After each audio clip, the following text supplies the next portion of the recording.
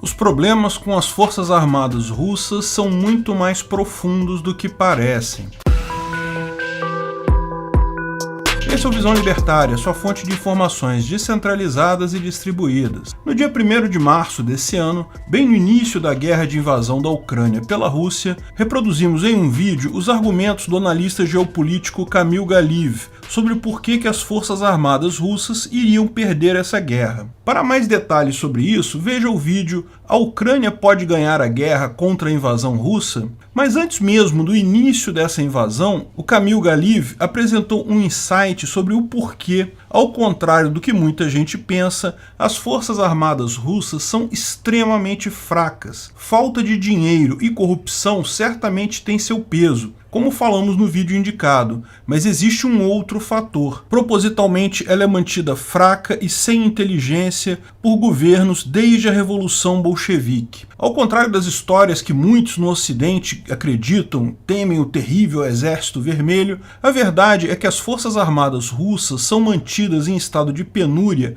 desde 1917 e até hoje. Segundo o Guia Homossexual Internacional Spartacus, os soldados russos são rotineiramente forçados à prostituição. Para usar tal serviço, basta procurar um soldado no centro de Moscou ou uma base militar, e por entre 100 e 500 dólares você pode escolher o que você quiser. Existem inúmeras histórias de recrutas no exército russo sendo obrigados a se prostituir por dinheiro, não apenas para o recruta, mas para toda a unidade do exército, fazendo disso um negócio. Também são muito comuns histórias de unidades do exército que são exploradas por mafiosos e gangues locais. Você poderia imaginar que uma unidade do exército com um enorme poderio militar, armas, munição, jamais iria se render para criminosos comuns. No entanto, isso acontece rotineiramente na Rússia, porque a burocracia os impede de usar munição e armas indiscriminadamente, acaba sendo a melhor alternativa simplesmente pagar o que o criminoso comum exige, comprar proteção de líderes locais.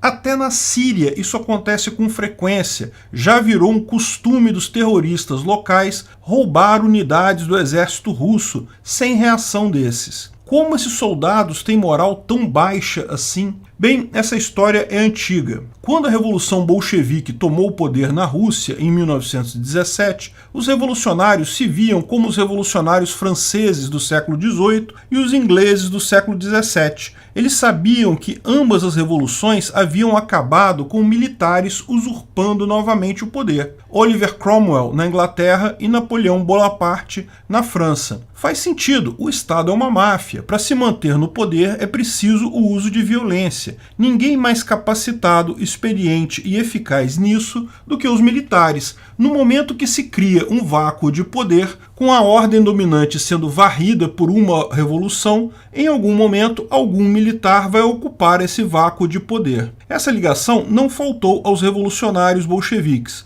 e logo começaram a acontecer várias mortes de comandantes militares, qualquer um que se destacasse mais ou menos no Exército Vermelho de então. Oficialmente morriam por fogo inimigo, mas imagina-se soldados leais ao partido atiravam nas costas. A purga de Stalin, da mesma forma, retirou uma enorme quantidade de militares do topo da cadeia de comando. Paralelamente a isso, também evoluiu muito durante os anos comunistas o serviço secreto. Todo regime comunista necessariamente precisa de violência para manter o povo na linha. O órgão responsável por isso teve vários nomes ao longo da história soviética, sendo o mais conhecido a KGB, sigla que, traduzida para o português, significa Comitê de Segurança do Estado. Hoje, esse órgão se chama FSB, que traduzido por português, Serviço de Segurança Federal. Era encarregado não apenas da segurança interna da polícia ostensiva, investigativa, serviço secreto, mas também de vigiar as Forças Armadas. Tinham vários espiões e agentes dentro das Forças Armadas. Lógico, a nomenclatura, o Partido Comunista e a sua burocracia eram a força principal então, que dominavam então as duas outras forças.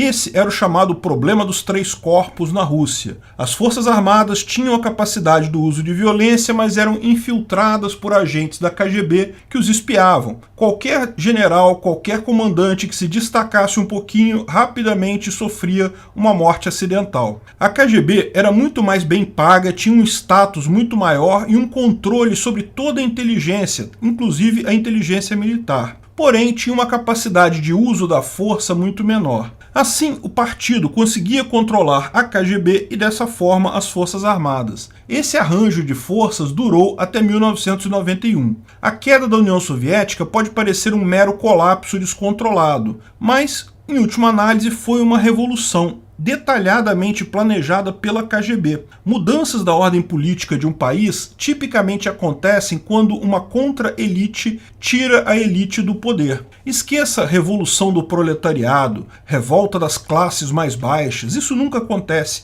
As classes mais baixas estão preocupadas demais em conseguir dinheiro para conseguir comer e dar alimento para os seus filhos no dia seguinte. Não tem tempo para se preocupar com revolução. E uma revolução também requer recursos. Então, em todas as revoluções, em todas as épocas da história, sempre foi feita por uma contra-elite, um grupo de pessoas próximo à elite que, porém, discordam veementemente desta. Por isso, sempre deixamos claro que o anarcocapitalismo, a sociedade voluntária libertária, não virá por uma revolução. Essa mecânica de revoluções é típica de mera troca de poder. A sociedade não coercitiva virá por mera obsolescência econômica do Estado. Não importa quem está por cima, ele será incapaz de usar coação de forma economicamente viável contra a população. Mas isso é papo para outro vídeo. A contra-elite que desmanchou o Estado soviético em 1991 foi a KGB. Mas a destruição econômica era tão grande que a própria KGB se viu numa posição de desvantagem. Os salários continuavam sendo pagos, mas a inflação era tão grande que o salário, mesmo no topo da KGB, não podia comprar nada. E na época, quem acabou se dando melhor foi o exército.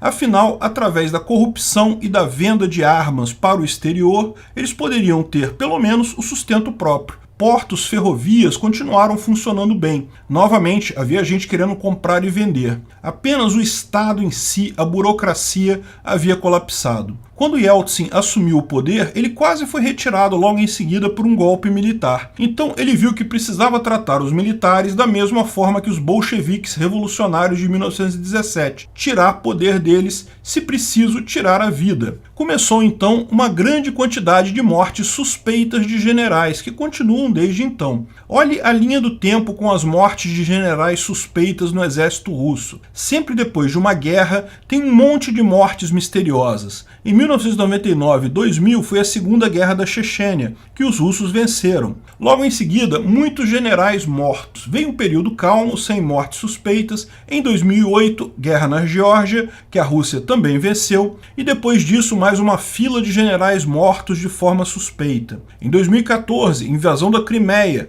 Novamente, mais um monte. Por que isso? Bem, porque com uma vitória militar, a moral dos militares aumenta. Militares com a moral alta podem se tornar uma contra-elite e tirar poder do governo. Rapidamente o serviço secreto resolve este problema, restaurando a antiga ordem que existe desde a época dos comunistas. Portanto, não é nada surpreendente o desempenho muito aquém do esperado dos exércitos russos nessa guerra. A corrupção, a falta de dinheiro para manutenção do equipamento, isso tudo era esperado, problemas logísticos eram esperados também, mas além disso, existe o fator consciente do Estado russo em manter as suas forças armadas num estágio de penúria, sem inteligência, sem iniciativa, com moral baixa. Desde a Revolução Comunista, a classe política teme a classe militar e usa o serviço secreto para controlar essa força e garantir a submissão. Aliás, cabe perguntar se a morte de tantos generais russos na Ucrânia não teria sido proposital, talvez sob encomenda da FSB. Já foram 6 generais mortos pelos ucranianos. Isso não é uma coisa comum. Estaria o FSB simplesmente passando as coordenadas dos generais para os ucranianos? É uma possibilidade impossível de descartar totalmente, dado o histórico da Rússia. A elite russa Putin e seus coleguinhas sabem que, se as forças armadas quiserem dar um golpe e tirá-lo do poder, elas conseguiriam isso com muita facilidade, mas usam então de todos os recursos disponíveis e muitos inimagináveis para controlar essa ameaça. Muito disso feito com o uso do FSB. Porém, com um fracasso tão claro na Ucrânia, começa a surgir na elite russa o medo de o próprio FSB se tornar novamente uma contra-elite e dar o golpe. Não é uma possibilidade remota. Como falamos no vídeo Analista do FSB, Putin foi enganado por Biden e agora é ameaçado por Bortnikov, muitas pessoas têm mencionado o movimento do líder do FSB, Alexander Bortnikov, contrários a Putin. Vários oficiais ligados a Bortnikov foram presos por agentes leais a Putin, tais como Sergei Bezeda e Anatoly Bolyuk. Falamos sobre isso no vídeo Bilhões de dólares gastos com rede de apoio secreto que não funcionou. E mais recentemente, a 9ª diretoria do FSB, controlada por Bortnikov, prendeu o general Roman Gavrilov, muito ligado a Putin. Está havendo certamente atrito entre os dois ali. A guerra na Ucrânia já está perdida para a Rússia. Militarmente, ela pode até ganhar a guerra, mas os objetivos finais de controlar a Ucrânia já foram definitivamente perdidos. Enquanto isso, a guerra interna dentro do Kremlin está só começando. Ainda é impossível imaginar quem vai sair do lado de lá.